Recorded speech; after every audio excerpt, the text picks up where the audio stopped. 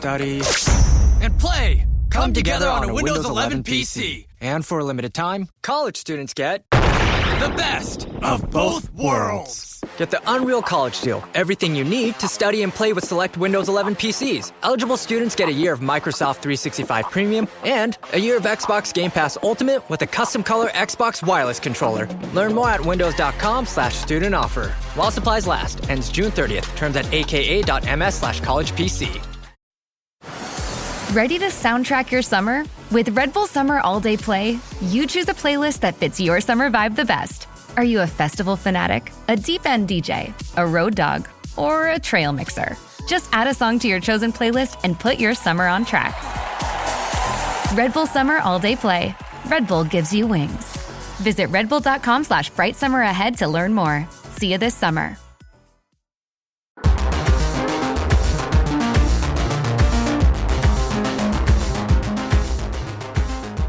Welcome to Why We Roll, a tabletop role-playing game design podcast by the Stillfleet Studio.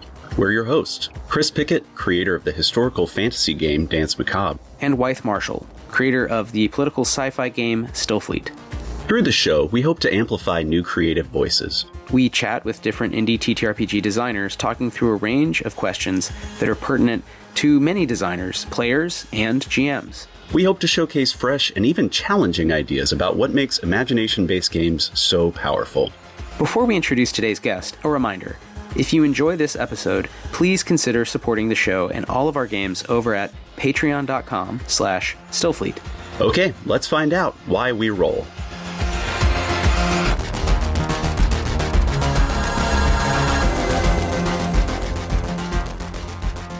It's the room tone dance.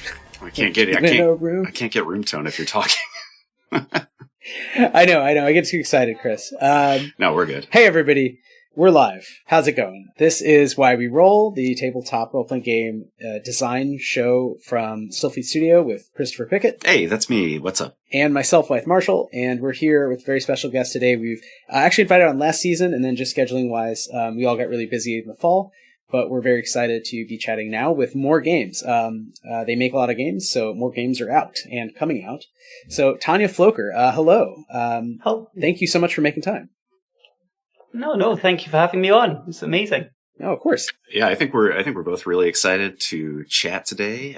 Like White said, Tanya's worked on a lot of different projects, a lot of different games. You got some new stuff, I believe, coming to Kickstarter soon, which is very exciting. But before we jump into that, for folks who don't know you, don't know your work already, who's Tanya Floaker? Where are you coming from? What are you into? So I'm a game designer based out of Edinburgh in Scotland. My games, although they look like they cover a lot of different subject matter, I like to think they all deal with sort of issues of connection and disconnection between people and social themes around that. My first published game was called Be Seeing You. It was a game about independence, control, surveillance state, infrastructure. It sort of riffed on the old Prisoner TV show, but also other dystopian themes and sort of brought it up to date for your table. And since then, I think I've released about a half dozen different games under my own steam, and that range from sort of surrealist science fiction to grimdark, over the top, like dramatic war game / roleplay games, through to kitchen sink drama about people who care for kids. So a wide range of things, but all talking about connection and disconnection in some way. Yeah, I know your work from Lo Thy Dread Empire, so I know it's only one of like a dozen projects you've done, but I'm curious to talk about that. The name alone, I have to say, it stopped me in my doom scroll of it's very good. Wishing I was rich enough to just back blindly every indie TTRPG, but having to at some point have some reason, even if it's like I know this person or just cool title. Let me click through. So that was my initial entree to your work. But then I'm a fan of Mum Chums. I just got in the mail, and then I just saw Magic. Thunder Perfect Mind, which is these are very different games. So I like what you said about connection. They are. Yeah, and having that through line. But maybe as we go, you can sometimes pause and go into one of the games, and maybe we can over time let listeners know both about your back catalog, but then also leading into Thunder Perfect Mind, how these are all exploring, different themes that are still in the same world or are building on things you're interested in, basically. Yeah, absolutely. Before we get there, though, and maybe this can lead into it, I mean, I'm sure it will, we usually ask, basically, how did you get into games overall? And you could take that in any direction, playing them, writing them. Eventually, we do want to know about designing them, but what were the first games you were playing, and what led you to eventually publish your own games? Yeah, so I started out, in terms of more formalized roleplay games, that came about, when I was quite young, like 7, 8, 9, I'd been doing fighting fantasy solo books, the choose your own adventure style. Hell yeah. Go to page 400, win. So, I got into those really young, and I was really, really into them from a young age. And then my cousin, who was sort of an older cousin, who was into sort of war games and Blood Bowl and Dungeons and Dragons-y stuff, got hold of Advanced Fighting Fantasy Dungeoneer, which is sort of like the multiplayer fighting fantasy system. And one holiday, we were at my granny's, in her bedroom, just goofing about, took out this book, and he ran, just my cousin and me, there's no one else, but just ran a sort of mini adventure where I died. Happens. Of course. yeah, happens. But I was hooked. And so I borrowed my cousin's copy of Dungeoneer a few weeks later. I got in a lot of trouble for writing in the character sheet in the book and sort of dog-earing it and it's like I was young. That's classic. That's so good. I mean, how could you not? I mean, it feels like a thing that you should write in, like all of the fighting fantasy books. But yeah, especially, Dungeoneer, it's like, yeah, you got to keep your character sheet. What are you going to use, scrap paper? That's crazy. Yeah. I think my cousin was rightly annoyed. But I carried on. I got my own copies. I think for the Christmas that year, I also got the Black Sand sort of supplement for it. And then I tried to run it at my primary school with some friends, and it didn't really work. Because even though I'd done it once with my cousin, I didn't really know what I was doing. But then by the time I hit high school, there was a high school games club, got involved there. I was also very much into Games Workshop stuff because I'm in the UK. They were the huge thing. That's what you could see. So I got into Warhammer Fantasy Battle, Warhammer Fantasy Roleplay, 40k, Blood Bowl, all that sort of classic game lines that they sort of had at the time. And it just carried on from there. I almost right away was making my own games, because it just felt like what you do. And I was playing all different games. I was trying out different games, and there was the whole 90s sort of boom in terms of sort of White Wolf stuff coming out. Steve Jackson Games had a whole bunch of stuff coming out, like Anomaly and a dozen other lines of games. There was Shadowrun, Dawn, Teenage Mutant Ninja Turtles and Other Strangeness, D&D, just everything. Whatever I could play, I'd try it. And I've hopefully kept that little part of me's always been there. It isn't looking for novelty, but I want a game that does a thing. I want it to have a certain flavour. And I think starting with Advanced Fighting Fantasy, starting with Warhammer Fantasy Roleplay, I think that lent itself to that sort of way of looking at things, not closing down the possibilities. And so, yeah, eventually I made the decision that I wanted to publish some of my designs. I've already been doing fanzine stuff and club zines and that sort of thing, and I had a sort of background in doing zine distribution stuff, and it just seemed like the next thing to do. But yeah, that's that. Yeah, I can see that feeling like a very natural transition if you're already in the DIY scene, if you're already making zines and kind of distributing them. It's why not? Why wouldn't you just take this thing that you've made and put it out into the world if you already have those kind of, resources and networks there? That's very exciting. I love when people bring up fighting fantasy specifically, because for me as an illustrator, I really love the work of Russ Nicholson, one of the OG like pen and ink fighting fantasy artists, which like, I don't know, has like more of like a refinement to it than early D&D stuff. And it like feels a little bit more Games Workshop-y, a little bit more detail oriented. But I remember finding those books, as an adult, not as a kid, because I'm in the United States, but playing through them and like genuinely having a great time, in 2020 when I couldn't go to people's houses to play games. Yeah, absolutely, and they hold up. Yeah, they do. Yeah, they're solid. I've never played through. I remember the Steve Jackson fighting fantasy books. I never really had them as a kid, like you said, Chris. They weren't as big for me, but D&D was. No. But when I was a little kid and first got my older brother's D&D books, no one would play with me except my brother is much older, and so my friends in elementary school and like middle school didn't want to play. So I think I invented in my own way like a shittier version of doing a fighting fantasy experience where you just have like D&D 1 and you're like trying to do it yourself at the lunch table. And that was kind of the same, I think, like vibe of like, I don't know, like then a thing has to happen and do I hit it? I don't know. I don't really know what I'm doing, but it says I have 15 strength. So yeah, sure. I bash that thing. But I think so much of the mystery at that age is just discovering the forms and the sort of like weird logic, the procedures. Like there's a whole art to the proceduralism that's very different than a video game or reading a novel. So I do think there's something interesting, whether it's choose your own adventure, fighting fantasy, D&D, they're kind of on a spectrum there. But so Tanya, could you tell us, so what was, do you remember what was your first game, or like what was the first thing you did that felt, not a fanzine or something, but like your own sort of procedure, your own world? I guess in terms of like going out into sort of the public sphere, it would have been BC New. Like I've mentioned it already. It was the first game that I sort of went, this is a game I'm publishing under my own steam.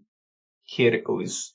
I'd already designed a lot of other games, and in fact, a lot of the games that I've published since were designed like over a decade before BC New was published. So it's an unusual sort of back and forth. It's very rare for me to get rid of an idea. I'll put it on a hard drive somewhere, I'll bung it online somewhere, I'll have it in a notebook, and it'll come back and forth. You mentioned Lo Thy Dread Empire. That was sort of went through 3-4 different iterations in my mind, and I still feel like it's got another one to come. Maybe not as Lo Thy Dread Empire, maybe as part of another game, but there's sort of ideas in my mind about what I want to do with the sort of mechanics, the feel, the emotional, the way in which the emotional pull of a game works. Sometimes that would work in another setting. So yeah, I don't put things aside, but I've got a lot of the ideas I've got come from that sort of long-term iteration cycle, and banging my head on the wall with one version that just didn't work, and then ignoring it for a time, and then coming back to it and saying, oh, maybe if I do it this way or that way. Yeah. Can you give us, just as an example, like with Lo Thy Dread Empire, some of the development that happened there? So it's I think it's marketed, if I recall correctly, as anti-capitalist. So I'm also curious about that aspect. But as you said, I mean, I find this sometimes with rules. You come up with a cool idea, and it later fits better to a different context, a different setting, different world. Or you change the key name, you change the name of one of the factions or character classes. So, maybe if you can walk us through sort of how you went about that game, just as an example of your thinking. Yeah, absolutely. So, there's a whole lot of things. It's hard, sometimes difficult to, unless I'm doing a direct hack of something, it's hard to just sort of go, this is my influences. But at the same time, there are some things that are more influential than others, and I can draw from. So I talked about that early Games Workshop sort of influence, and I was very much more involved in like a narrative style of game with my friends.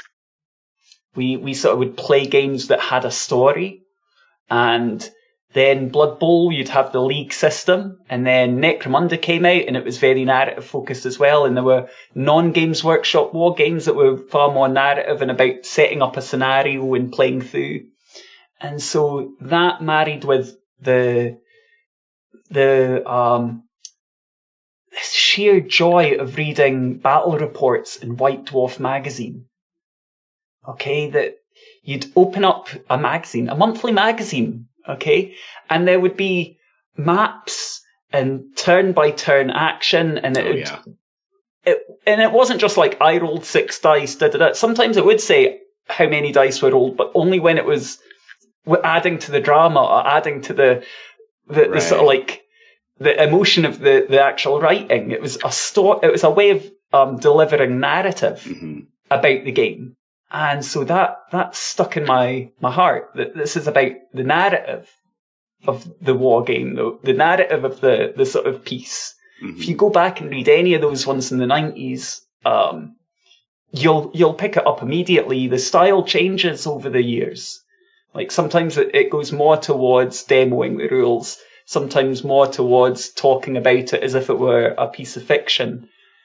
But all the way through, it's got emotion, it's got swings and roundabouts, ups and downs, and you follow, like, everyone knows Jervis is going to lose, because he always loses, but this one he doesn't. That kind of sort of like, it's almost like wrestling or any other sort of competitive narrative. Absolutely. Something I think about a lot is in the last time that I picked up Warhammer 40,000, which was like 12 years ago, something like that. Yeah. It was like the 6th or 7th edition. I don't even know. But my friends and I, who I played with in Philly, we would always joke about forge a narrative, because they would have these call-out sections in the rule book where it would say in all caps, forge a narrative. And then it would like walk you through how you can take these like very technical mechanics and like very crunchy at the table scenarios, but then like, oh no, but this is a part of this battle. It's a part of this war, this series of battles, and like finding a way to narrativize it. So I think, even like kind of their mainline products, they have this tendency to like want to steer you into role play, even if that's not really mechanically what's happening at the table, which is interesting. And I will credit them, because Tanya, I had a similar thing, not being in the UK and not getting that into the wargaming side, but reading some of the literature before the internet, before you could go down a Wikipedia rabbit hole about Codex Astartes or whatever, what some Space Marine had for breakfast on the day he switched to Chaos. But basically there was lore, and it was, I remember in high school when they came out with the like bigger format Skirmish Game Inquisition, and also finding out that they already had role-playing games, which I was into RPGs and I never knew. And so I was like amazed, because I thought of them as this kind of stodgy, the guys at the war gaming store arguing about sightlines, but it's like, oh no, it is narrative, and you can actually go back and forth from the level of my character is this tall to my character is this tall to I'm doing role playing and it's in my mind, and you there isn't right or wrong. And that was actually kind of an aha moment where I felt more free to say, well, I do kind of like video games, I do kind of like skirmish games, I prefer role playing generally if left to my own devices, but they're all fun, and it's been helpful over the years. I remember talking to Spencer Campbell about that too, that sometimes you do want to play a board game within a role-playing experience because it has rules. You want to win or lose, and then you could go back to freeform making shit up. And then again, it isn't good or bad. You should just know as a designer, okay, what gear am I like in? So I do think Games Workshop sort of had that. So as well as that sort of those early memories of these battle reports, there was also a discussion at one point on the old Story Games forum. And so this discussion posited that it was just like a thought experiment type fun post. Okay, it was just for fun conversation. It's like, there's this line of thought that says that D&D is derived from war games. D&D has got this direct lineage to the war games that preceded it. Therefore, like, role-play gaming has, at least traditional role-play gaming, has developed from the family tree of the war game. Okay? There's also an argument made by a certain segment of the gaming community, which in the early 2000s at that time were quite hostile, saying that story games aren't role-play games. They're something else. Keep them away. They're girly. Don't look at them. It's funny how those people have all ended up on the wrong side of history at the moment. But what we're seeing now is the idea at the time was like, well, if this is a separate thing, and we sort of assume that it had to come back down the family tree, there was a war game that was the inception point for story games. What would a story gamed war game look like? And so there's this back and forth about, well, what would it look like? It would be more narrative, it would have, and the different ideas posited. And some people made games, like very quick games, and I played about with something just at home. I don't think I even posted it. But I had this idea that you'd do away with measurements, you might not even need models, although you could use them, it'd be optional. You could just draw maps and it would be about the narrative of the battle. It'd be the sort of battle narratives would be the focus. And so that bubbled away, and I tried to make a skirmish game using it I ran a LARP festival for a short time, and I tried to use the background from that, and it reappeared as something else another time. It reappeared in another tabletop game that I ran. And then to do with the COVID pandemic, I was having a lot of, I guess, there were just these two different poles sitting within me. One of them was seeing mutual aid groups and watching the facade of what's needed to keep society running, like, drop. Almost, it's like who are the essential workers? We suddenly can see very clearly what work is essential and what work isn't essential, or what work could be scaled down, or what work could be got rid of. And that's sort of like I come from a sort of, I'd say my politics come from an anarchist communist tradition, sort of Kropotkin, Emma Goldman, those types. Anyway, seeing that and seeing that in my lifetime, that critique of work and the ideology of work and the setup of society kind of is getting proven correct. We can see it in the moment. So that was interesting, and seeing the way in which people in a disaster situation were coming together and were looking out for one another, and felt like there was an emotional want to help one another, to help humanity. And then the flip side of that was the sort of imposition of, like, the sort of idea that there was going to be this new normal, that things are going to change, but nothing did. The people who were saying that were very quick to, you've got to get back to work. Here in Britain, they were like incentivizing people to go to restaurants in the middle of the pandemic during some of the worst parts of it. They were trying to there's still, like, the idea of sort of, if we adopted a more nuanced position about masking in the sense, and air purification in the sense of, like, we had a more broad approach to it, means that we could do less of it now. But because that isn't in place, it means that it's an all or nothing kind of affair. It isn't thinking about, like, disability justice or about the health of youngsters coming up. And so I felt like there was a despondence there, and a disconnection, and a cynicism that was being instilled. It was being sort of, like, encouraged in people by the sort of hegemonic powers that be. So, the state and sort of just the function of capital. So, yes, I had this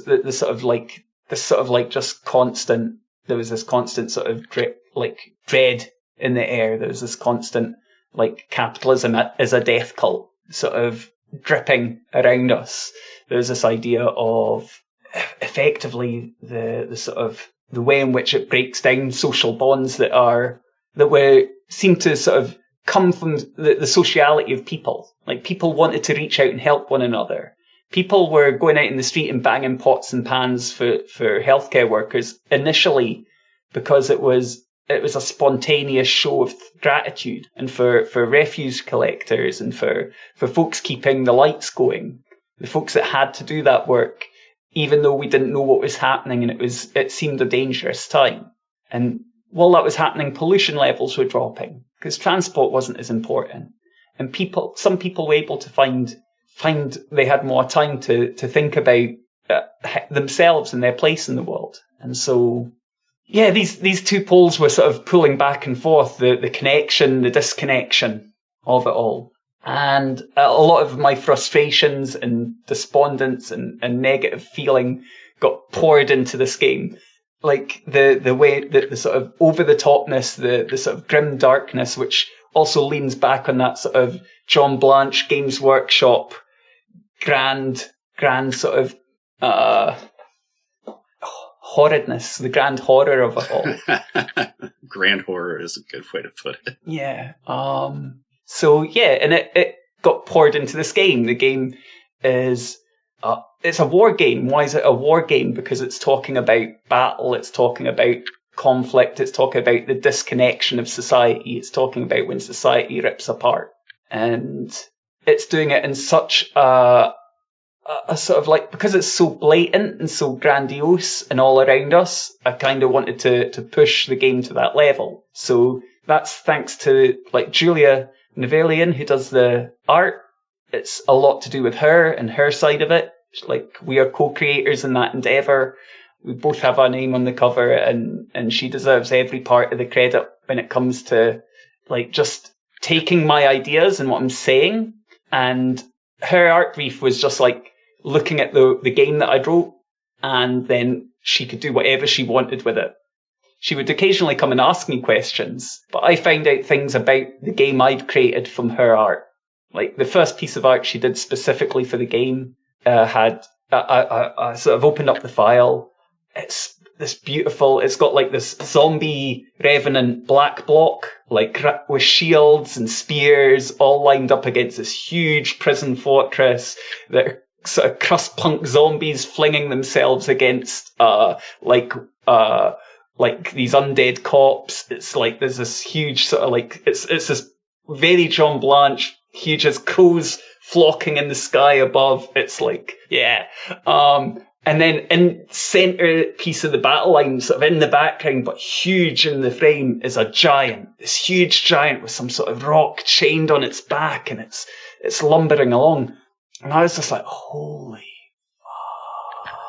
I had no idea my game had giants in it. I had no idea at that point. Before I opened that file, they'd not been mentioned. And I was just like, Julia, this is amazing. I had no idea these were here. And Julia's like, I just felt it. It just felt like this should be something colossal in amongst it. And I was like, okay, and I was like, what's this huge sort of chained floating rock thing on its back? And Julia just went, I don't know.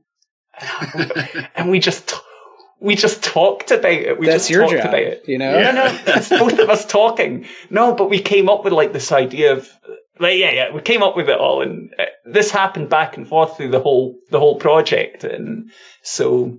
And that was something where like you went back into the text and like wrote up like the profile or the unit profile for these giants and stuff. That's so fun. That's really cool. Absolutely, and.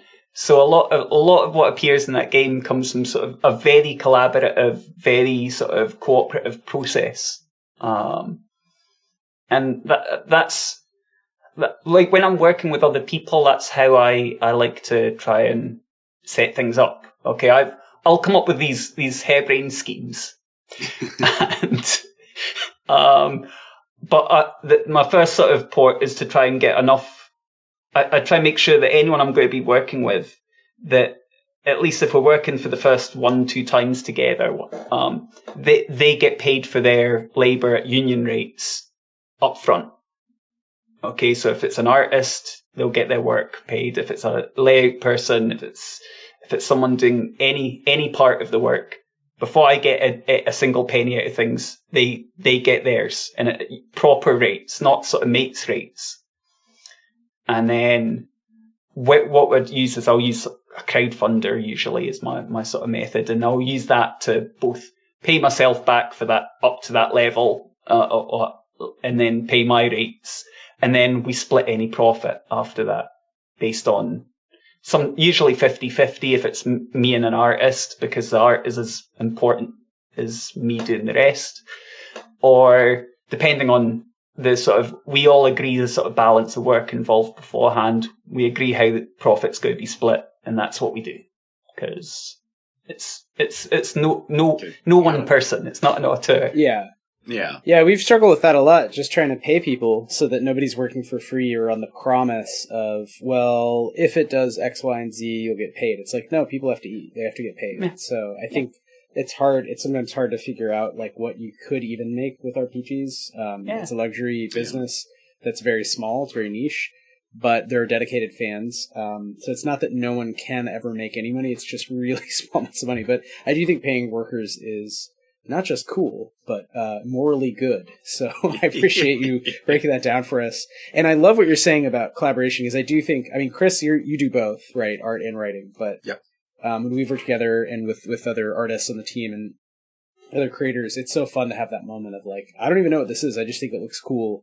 It feels like part of your game, or I have this idea for the game, even though I'm not the writer. I think sometimes the roles can, mixing them up is the fun part. It is meant to be a different model. We're not big AAA video game studios where everyone has very specific briefs. So I think that's super cool to find out your game had more, more kinds of things in it, and you just didn't know. Yeah. Can you break down for us, Tanya? What's the for Lo Thy Dread Empire? What's the kind of what is the kind of overarching narrative? Like what are people getting into when they pick up this game? So it's I describe it as a narrative war game and tactical role play game. Okay, so it sits in that sort of narrative war game space where you can sort of role play the characters or narrate the characterization a little more. And the sort of setting is that the capitalism has carried on and has destroyed all opposition to it. It's killed all opposition, and it's kept on going, and its need to consume has carried on to the point where it's starting to break down reality itself. There's death cults of capitalism. The nations are literally ruled over by demons. The gender and class are tearing at the fabric of reality and imposing their sort of sick hunts upon people. There's the police are undead who have are basically white supremacists, as in the undead whites who have came back and are working for the forces of capital. The undead with a G, right? For a podcast, yeah. Yes. Oh yes. God. Got it. That's very funny. Yes. This is the actual end of history. Yeah. And ghoul clans of people who are so obsessed with the sort of that have been sold lifestyles that they can't maintain, to the point where all they can consume is the sort of flesh of others. They've become ghouls, and anything else just turns to ashes in their mouths. And so you've got these forces at play, and reality's breaking down. But because of the breakdown of reality, the sort of capitalism contains the seed of its own downfall, and reality breaks down to the point where the undead start to rise up. And that includes the undead who don't like capitalism, those that were killed. And so you've got anarcho-skeletal armies, rising, the One Bone Union rising from the grave. You've got you've got sort of witches and ghosts and the spirits of revolt as one faction coming into things. You've got the Mujeres Zombista, who are sort of feminist and queer zombie collectives who are sort of riding along on bikes and pedal bikes and carrying big axes and what have you. It's over the top. It's big, bombastic. There's a vampire faction who are on the side of the forces of collectivism and liberation, and they got up and they heard that these capitalists were all into blood and soil. And no, we're vampires. We need those things. Okay. Those are the two things we have to have. Yeah. So we've got to stop you. And the vampires are all in a federation of vampiric polycules. So they're all vampires that are in some way related through one giant polycule network of the blood. Yeah, that sounds about right. I mean, really, when you think about it, all of the vampiric lineages, you could just argue that that's one long-lasting polycule where members just kind of come and go, cycle through. Fluid bonded. Yeah. Yeah, exactly.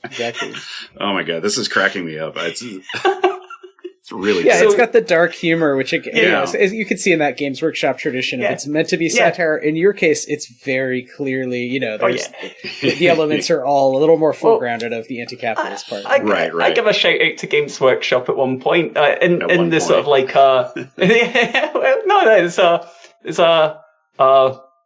it's got the domains where the death cults of capitalism reside, and one of them I've put down is Nottingham. So. Yeah, that makes it. I mean, they're worth more than British Petroleum. They have to make it in as a villain, right? Yeah, well, Revenge for Birmingham. If anyone out there knows Rogue Trader, the Games Workshop had a little pop at an industrial working class town. So let's take a little pop back. Hey, I like it. I like it. But yeah, the game itself is you sort of, there's a way to like build your force. So you can build your own units, or you can use pre-gen ones that I've put in the book. There's 10 factions, so take your pick. And then you build the battlefield, and you can either do that with terrain and minis and all that sort of thing, or you can just draw it out. Like the game is set so it doesn't need distances, it doesn't need dice. It uses a sort of token exchange. Like you're bidding power on different moves, and you're secretly noting down orders and then revealing them at the same time. And you'll have like standing orders for units, and then if you want to change those, you've got to sort of send commands out, and that can cost more power, which is the power that you'd also be bidding with to try and overcome the enemy's plans. And so there's this sort of like very bidding auction-esque. It borrows from sort of ideas taken from like the board game Diplomacy and from the original Dune board game from the 70s. That kind of idea of the sort of like secret revealed plans, the secret bidding, really, and also the sort of from Diplomacy, that sort of direct, like there to there is happening. This is where there's a point of conflict, and now we resolve it. Those both play heavily in a lot of how I think about games. They were very influential. Back when I was at high school, I played a lot of Risk, and then went on to play Diplomacy and a bit of Dune, and they've stuck with me, lodged in my mind. I love the secret bidding. I wanna use that more in games, and I'm curious in playtesting how that's worked, and some of the I guess like I'm curious how this plays out in practice, and how much. Maybe a simple question is just how much do you playtest these games, and how do you playtest? Which again is very different than like reading like Mum Chums and imagining playing that versus like Low Thy Dread Empire, where you're making your armies. But I don't know if you have a strategy or a set way you like to sort of try out these mechanics and arrive at just the perfect one. I'll go to some quiet corners of the internet where people don't realize who I am, and I'll just sort of like say I've got a game to run. I won't even say it's a playtest. Like by the time I get to a certain stage, I'll playtest with my local club or with friends. That's usually when I'm early on. I'll be like, this game's going to be rough. It's maybe not going to work. Let's give it a shot. And then I'll take it to like out into the wild a little bit myself and see how's it functioning. And sometimes I go to a con, and so it's a little more me sat at the table, and that's a little more direct. But sometimes it's like I'll go into a one-shot Discord where people just run games, and I'll post a game, and I'll see if anyone likes the sound of it and give it a shot. And then depending on the game, it depends how much playtesting it needs. Low Thy Dread Empire had quite a wee bit. The Solstice, which also uses bidding mechanics, it's a folk horror game. It had lots of refinement, and I still feel like there's more to happen on that. I have released it. It's another one where it's like I released it in zine format, but I think it could be a far better game if it was on a deck of cards. I just have this feeling of like, if I want to cross that bridge from sort of like, I'm making zines which are very cheap to make and put out and count as books or books and magazines, and so you can just send them around the world and no one pays them too much heed. As soon as you sort of go into, I'm making a deck of cards, it's like it's toys and games at that point. Yeah. Which is really weird that the U.S. Postal Service, you can't do media mail with cards, and that the harmonized tariff system, it's a different tariff code. Even though, arguably, I mean, I guess because it arose with the idea of education, and books are educational, and all toys and games, regardless of what it is, aren't educational, which is obviously very silly.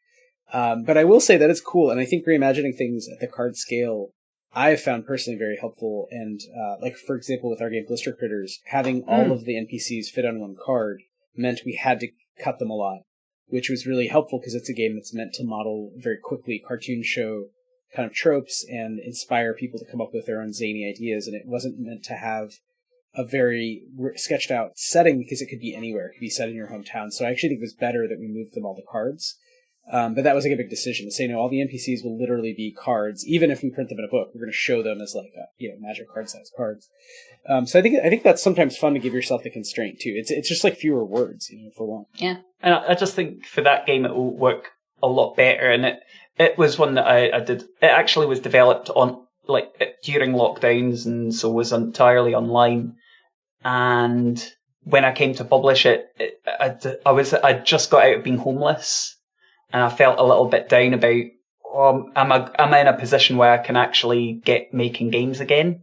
And a good friend, a friend who's another game designer, I didn't have a PC. I was like scrambling for one, gave me one, and I'll be always grateful for that. And then I was like, right, I'm just going to, rather than keeping on banging my head against the wall with this, like Low Thy Dread Empire was behind on getting released. I was like, what I need to do is just put this out as a zine.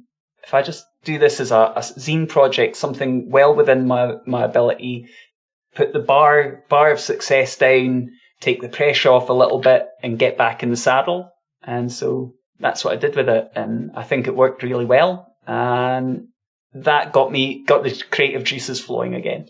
So yeah. Sometimes it's good to get out of your own way, and just I think the thing that I always hear people say, and that I always say to myself when I'm writing or even working on an illustration, is like, don't let great be the enemy of good. Just get it out into the world. Just see how people respond to it. See if people pick it up, and you can always fiddle with it again later. These are such mutable things that we're creating. And I think that there's that expectation that it is going to remain mutable and that there will be new additions and all kinds of stuff, which is, one of the beautiful things about creating tabletop games is that it's always going to be a collaborative process. There's always going to be back and forth. There's going to be play testing. There's going to be feedback from the community. Yeah. You can always change it. You can always make it better, which is nice. Yeah.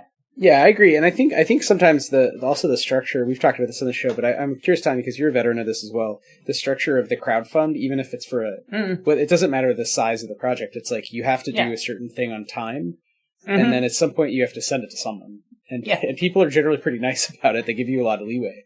But it does give you the external deadlines of like, okay, I have to run the campaign. I have to figure out, am I going to print something? So it's interesting. I feel like I've seen a couple of years go through the cycles, and we should get to, it seems like you have a new project that's coming out soon on Kickstarter. People can go follow the Thunder Perfect Mind, which we should really, we could have a whole nother hour discussion of this, but do you have any general thoughts before we turn to Thunder Perfect Mind on just sort of kickstarting and that sort of cycle of, like Chris is saying, getting feedback, that kind of interactivity? Yeah, so I guess the things I've learned is do as much as you can before the Kickstarter launches. Also, the fact that I've managed, I do this as a hobbyist. I don't put food on the table with this. Okay, the money I get as profit is nice. Like, the money I get from freelance writing is nice. It bought me this sofa in the background, that kind of thing. Okay, but I don't rely on it. And so I come at things from a different angle from those that do. I think in a huge amount of respect to folks who do this as work. Okay, it is this definitely work for me, but also I'm in a bit of a different position. So I've managed to do this both while I've been unemployed and sort of dealing with homelessness. I've managed to do it through a bunch of other life stuff going on, and I carry on now from a position where I'm like, I'm careful about this because I kind of feel like if I did this as work, I would grow to not like it. If it was like dedicated work, that might change in the future. I'll never say never.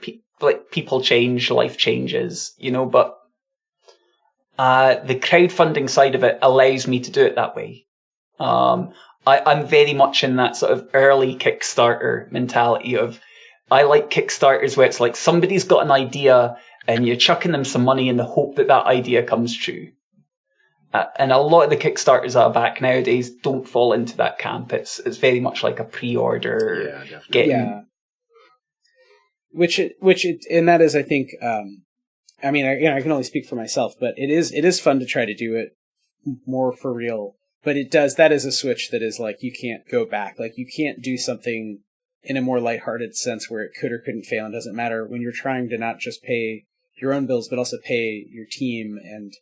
And so to raise the amount involved, you sort of have to be like, it has to be really slick comparatively and sort of pre-ordery, which does suck because it is fun to just be like, I don't know, what if enough people like this idea, I'll write a couple pages. So I think there's like pros and cons. But maybe if you do enough of them again, and you find enough sort of interest at distribution, even if it doesn't become full time, it just becomes more of a thing that for you is very much like getting your name out and getting you maybe some money. So well, to that end, let's talk about Thunder Perfect Mind. Get you some awareness there. But let's get some backers. Just to clarify.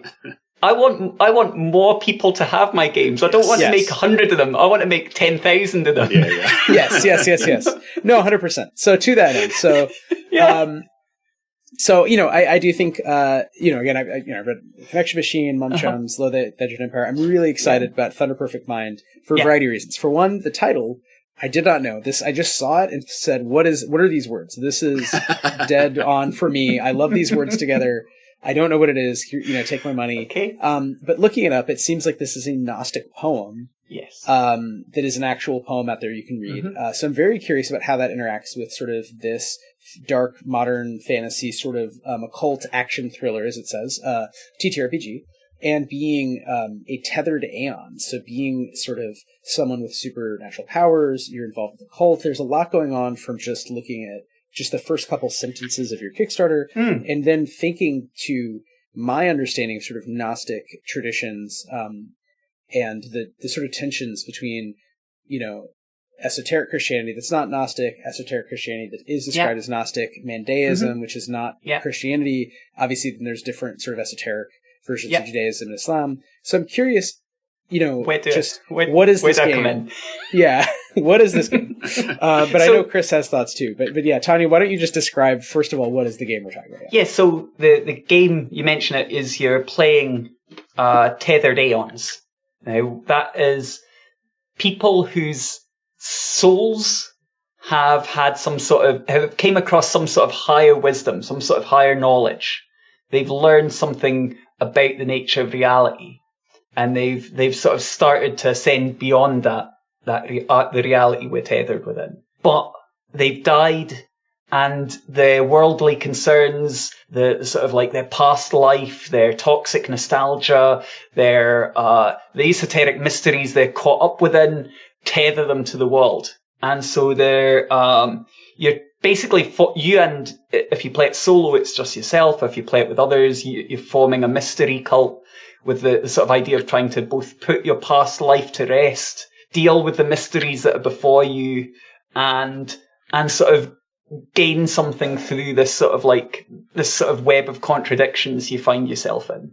And this sort of is inspired by the poem, The Thunder Perfect Mind, which is sort of a almost 2,000-year-old poem where it proposes these different contrapositions and contradictions, and from a sort of position of power that is both strong and weak, and it sort of uses these sort of different positions to sort of bring about a sort of almost like a dialectic of what's happening. Sort of like you find a different way of doing things, a different way of understanding the world through the sort of inherent contradictions of the ideologies we're in being revealed. But the game doesn't say all that directly. It isn't even. It's definitely also inspired by sort of like the sort of occult action thrillers of like cinema, things like The Killer, John Woo's The Killer, and The Prophecy, and Dark City, and that kind of dark gothic punk, like White Wolf type aesthetic for the world of darkness. And it actually is also a reply to Kindred of the East in some ways, because that game when I was a teenager, I got it in someone was giving away a lot of games as they were moving house and downsizing, and they basically got me and a couple of other younger gamers to come round, and they were like, these are the games I'm giving away. And I ended up with this game just in a box, and it's like, this game intrigued me, and I wanted to, over the years, I'd wanted to run it or do something with it, but it also put me off horrendously because it's so blatantly like racist and Orientalist. Orientalist, yeah. It's like White Wolf's, Oriental Adventures, like what Wizards put out for 3rd edition D&D, where you're just like, oh, what the fuck, man? And like, I see you're trying to do an homage, but it just comes off as like this weird pastiche, and like, it's bad. It's bad. Mm-hmm. And I was like, you could take some of the core ideas in there, the very sort of like idea of being tethered after dying, being tethered to your past life because of the tragic circumstances around it, but also striving for some sort of higher ascension. And I'm like, that's cool. That's a cool core concept. Why did you have to do all the other stuff with it? Why?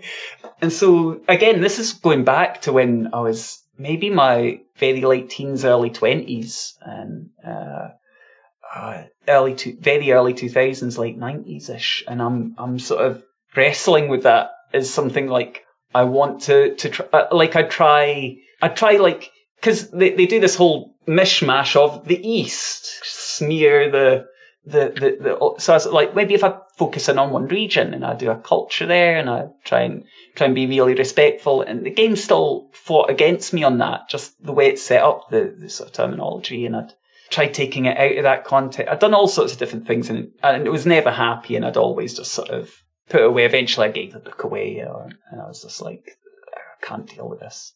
But this game takes some of the things that I love about that. The bits that I do actually love about Kindred of the East. Also, there was a good Asians Represent podcast episode where they read it. They were going to do multiple parts, but I guess they just didn't need to. Like, one part was enough to demolish it. Why put yourself through more of that? Shout out to Daniel Kwan and co for doing all that hard work of unpacking some of these things. I was going to say, poor Daniel having to read through that shit. Yeah, so yeah, all these sorts of things came together. I've been reading this sort of like poetry, 2,000-year-old poetry that may or may not be Gnostic, but it has sort of like it was found in the Nag Hammadi Library along with other Gnostic texts. I started reading some of the sort of Sethian canon, like Sethian texts that came out from the Nag Hammadi Library, like translations of them. And I was just like, I was absolutely, like, it all clicked in my head. There was sort of like, almost like the contrary positions of the poem. I had this sort of like ascendant, wondrous sort of like bubble of that the poetry had put me into. And also there was this sort of like debased idea of, I can turn this into a roleplay game. Yeah, that's so Gnostic in and of itself. It's like, oh, what do I need to do for my garment of flesh right now? It's like, oh, I need to make this into a role-playing game. So that's pretty much what I made the game, and it kind of sat on itch as a sort of like demo version. Although it was a very complete demo, and I wasn't even going to do Zine Quest this year. I decided I'd just leave it, and then events conspired that maybe I will do it. So yeah. Here we are. I love the segue of, events conspired. So that's so good. Can you tell us, for folks who haven't downloaded it off of itch and taken a look, how does the Thunder Perfect Mind play? Like, what do the mechanics look like? And how have you kind of captured this, like, Gnostic, dialectic dualism in those mechanics? So I've borrowed heavily from a few different places. The core place is actually a sort of a game called Houses of the Blooded. It's a big influence. It's a game that I've always really enjoyed since it came out. And I kind of loved the way in which in that game you'd sort of like get these big pools of dice and you'd take some aside and then you'd roll the main pool, and if you got a certain target number you could then use the dice you put aside for extra truths, for extra details about whether the roll is isn't for winning, it's for if you succeed or fail you get to say which way it is. And then you get to add dice for adding these sorts of details. So I took that idea and kind of married it with that storyteller system. So I've got these fistfuls of D10. And then I took the sort of Gnostic ideas and I made, rather than from Fate, the sort of like aspects idea, but I made dual aspects that are the sort of core dualities that the characters you play are caught within. So there's your life that you've left behind, that you've died and left. And then you've got your death, what you are now, like what you are within undead society, what you are to the powers that be, what you're striving to be now. You've got war and peace, sort of these two supernatural powers that flare up in you. You've got warlike, powerful, dominating powers, and you've got peaceful, connective powers that can sort of like, war powers could be connective. Peace powers could also break things apart, but the balance between those shifts, and as you do your sort of more supernatural side, if you become unbalanced within them, becomes more apparent. And there's also like vision and oblivion, the sort of your higher purpose, your higher knowledge, the sort of knowledge that you're striving towards, and the sort of your darker instinct, your darker self that's sort of like trying to drag you back into worldly concern. And so having those as tides, when you're picking dice from them, you can only pick from one half of the balance. You can never pick from, like, you don't pick life and death and get both the dice pools. You can only pick one of them at a time, and it has different effects, and which ones you're picking has different effects as you go. And rather than having, if you remember that storyteller system has like your social, mental and physical traits, but then it's got lots of differentiation under them and lots of different, I was like, when I was trying to play Kindred of the East, okay, what was I actually looking for from those three stats? I wasn't looking for all that granular sort of superheroes with fangs. What I was really looking for was different from a game of Vampire the Masquerade and was different from a game of Werewolf. What I was looking for in Kindred of the East was breakneck action. I was looking for interpersonal drama, and I was looking for an occult investigation.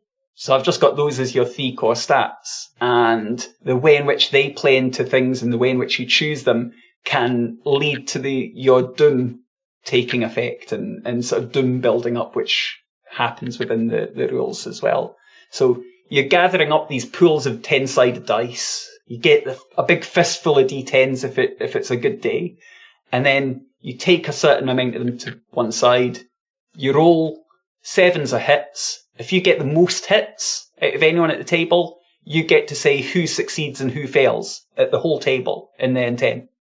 Not just you, that's you saying for everyone. Like, you succeed, you fail, I fail. Okay?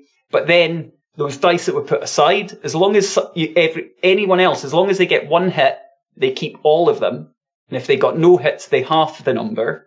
But then they get to use those on a one-to-one basis to add details about how the success or how the failure took place. So you've got a sort of almost like fail-forward-y type mechanic almost, or you can use it to pile on success, pile on failure, to change the whole direction of the story. So you've got the free-flowing conversation.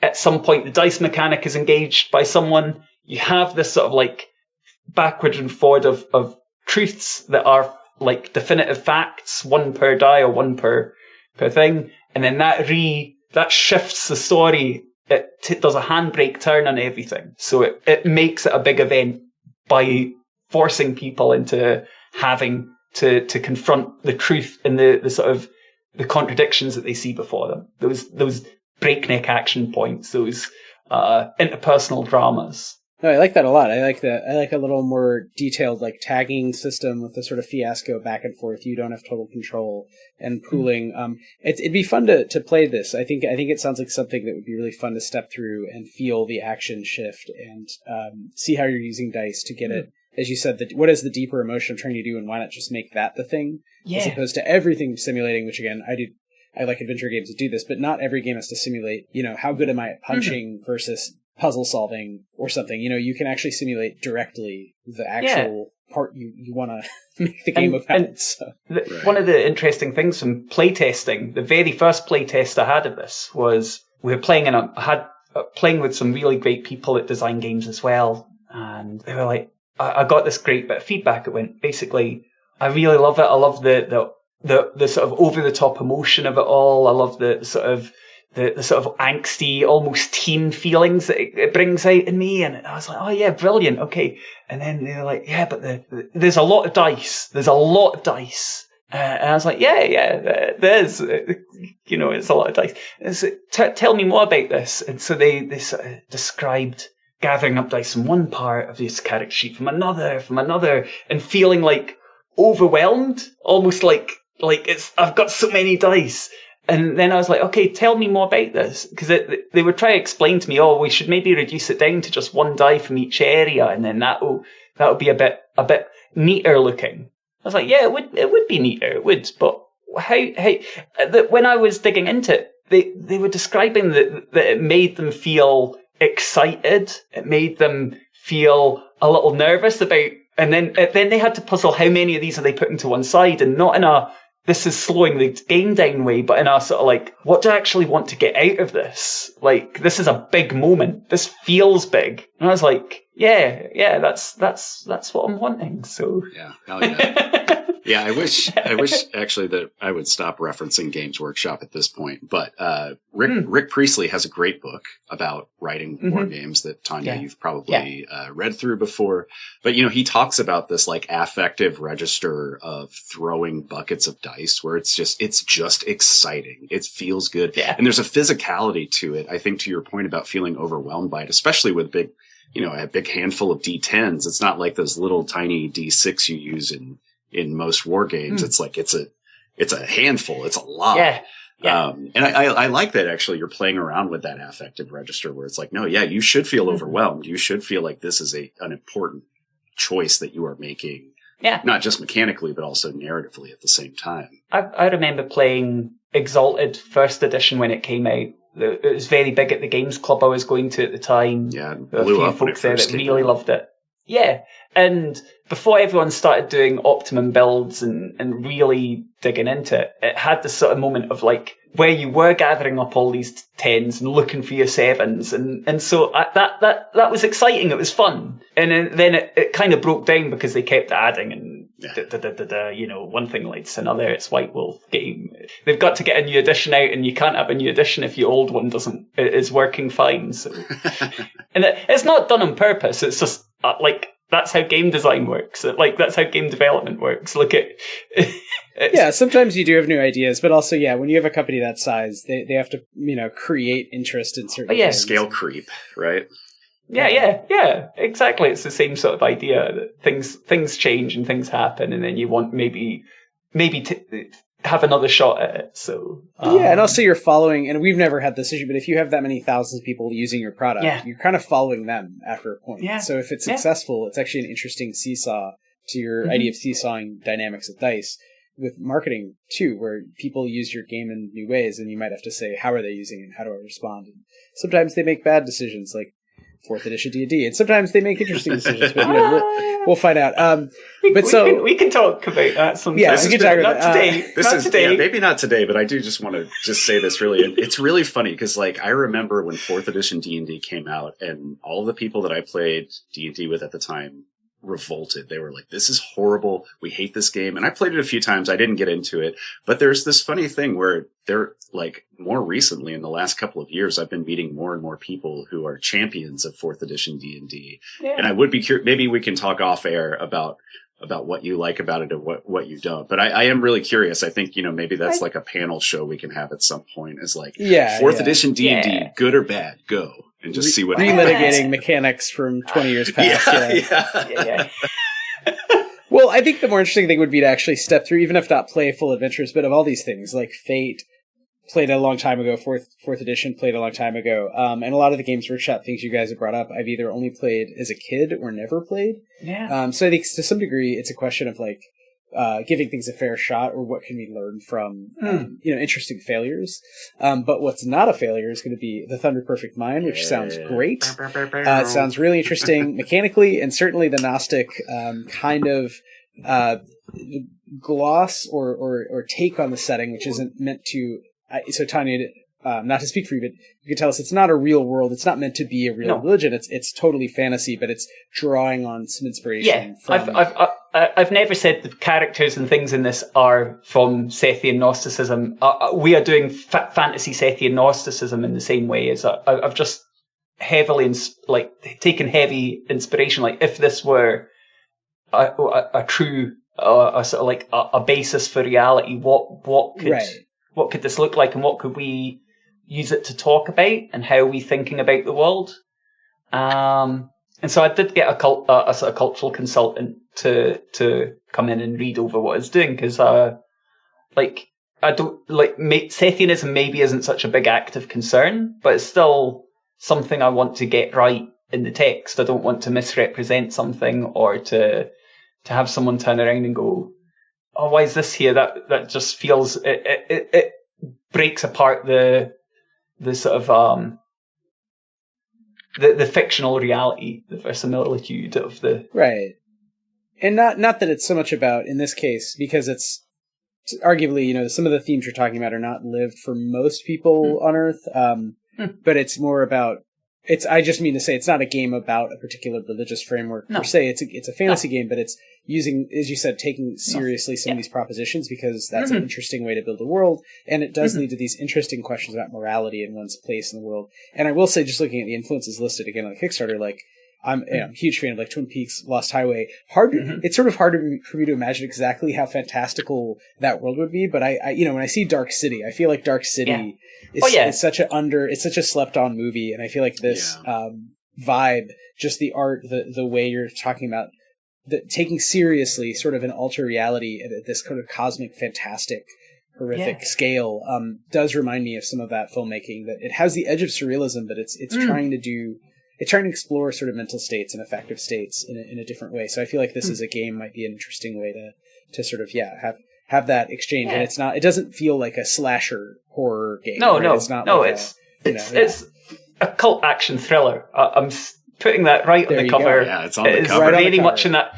It's there. It's like, what are you getting into? Do you like occult action thrillers? Yes. Do you like these things? Get this game. Right. I know I'm getting big The Crow vibes as well. Yeah. Including being a revenant who is like tied to a very specific place because of a very specific trauma. And it's weird that some people think it's weird I've not put that in the influences list, but honestly, Dark City was a bigger influence. I didn't think about The Crow till after. Like Dark City, that idea of like, you wake up, you don't know who you are. You're in this city that kind of is perpetually in the dark, or sort of it's dark brooding place, and there's these mysteries like who are these people that are controlling the place? Why does it change around about me? Why, like, what's Shell Beach all about?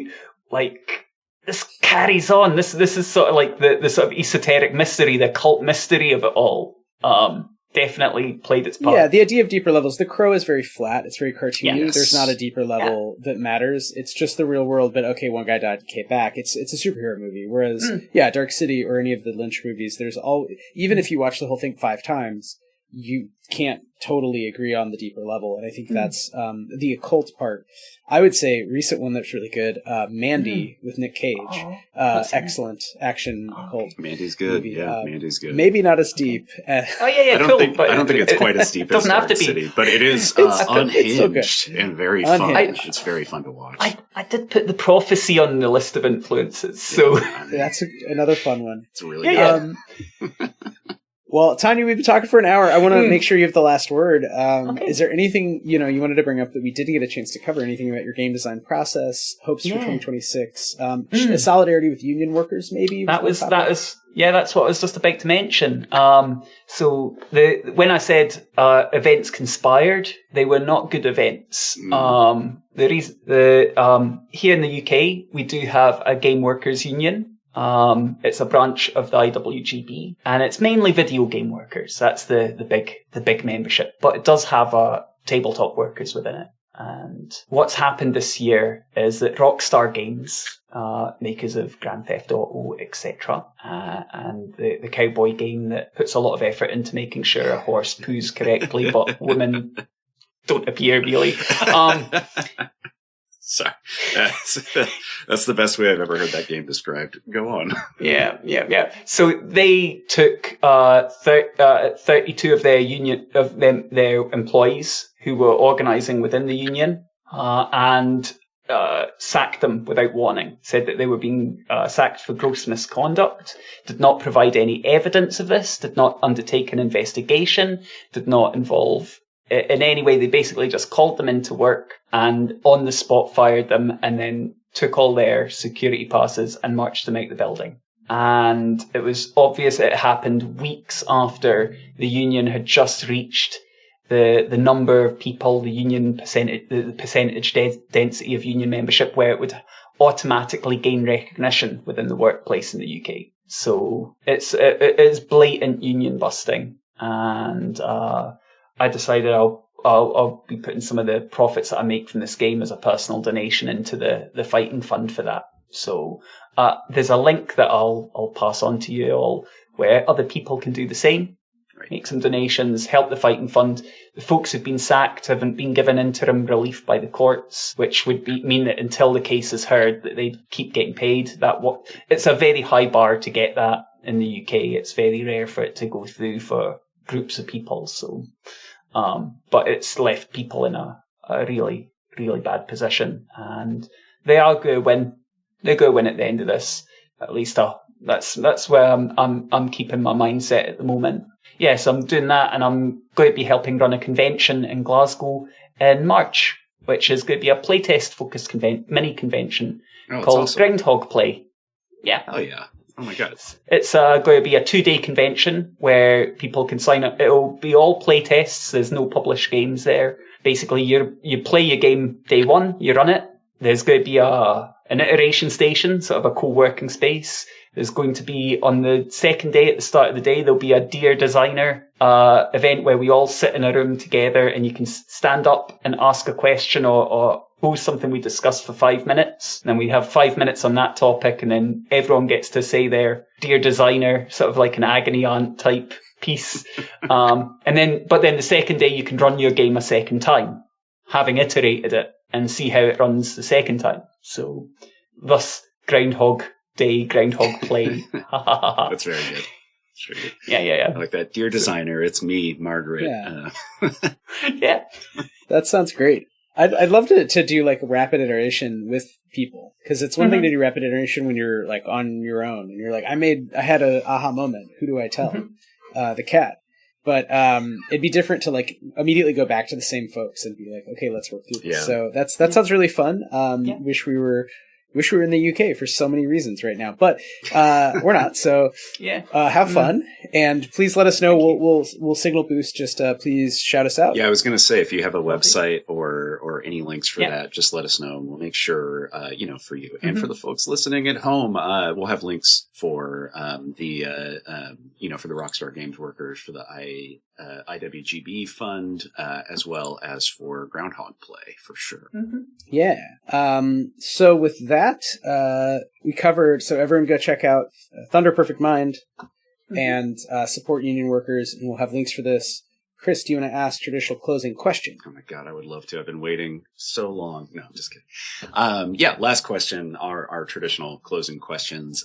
Tanya, where can people find you online? Where can they pick up your games? And how can we best support you going into 2026? You can find me on Blue Sky. Just look for floaker.bsky.social. You can find me on itch, floaker.itch.io. And the best way to support me is take a look at on Kickstarter, look up the Thunder Perfect Mind, follow that project, help it get it out into the world. Already followed. Awesome. Already followed. Everyone check out all of Tanya Floaker's great games, including the upcoming Thunder Perfect Mind. And in the meantime, this has been Why We Roll, the tabletop game design podcast of Stillfeet Studio. And we'll be back. And maybe in the future we will play Thunder Perfect buckets of D10s. And you'll watch us count D10s on our desks. Yes. You're like, wait a second. Yes. Thank you so much, Tanya. Have a wonderful evening, everyone, and stay warm if you're in the Northeast. Yeah. Fuck ice. Yeah, fuck ice. Thank you. Fuck 12, fuck Literal ice. ice. and full then price. yep. Fuck them both. Yep. All right, y'all. Bye-bye. Thanks for listening to Why We Roll. Our theme music is by the brilliant Sam Tyndall and Arpline. If you enjoyed the show, please subscribe wherever you get your podcasts. You can find us on all social media at Stillfleet. You can find out more about Danse Macabre, Stillfleet, and all of our games over at stillfleet.com.